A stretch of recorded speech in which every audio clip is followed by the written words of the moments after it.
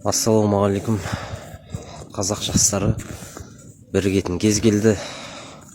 Қазір жын ойнақтың заманы емес, бірақ өкінішке орай біздің жастарымыз сондай нәрсеге қатты кіріп кетті. Ағайын мына жерде елімізді тонап отыр. Сондықтан қазақтың жастары, қазақтың болашағы біздің қолымызда.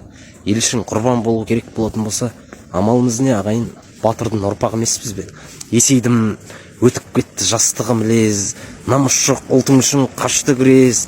Кешегі желтоқсанда қаның төккен қайда кетті қазағым қасқыр мінез. Бұл індет тілімізді жойды жылдам, секілді жайғандай бір қойды қырман. Ақша үшін бәріне дайынсыңдар қазір тіпті тамада. Той бұзылған, қаласам айтайыншы бір апта жыр.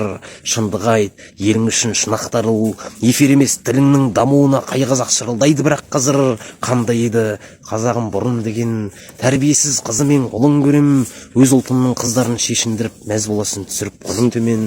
Шабытпенен келеді және күдік, мен емес ақынсымақ мәнер анық, өтірік көлгірсейтін сайқал сөзбен жаза алмаймын өлеңді әдем қып. Болады қазақылық биік қашан, өзгенің тілін сүйіп ұйықтасан. Бір сағат қазақ болып мақтанамыз, наурызда өтіріктен киіп шапан.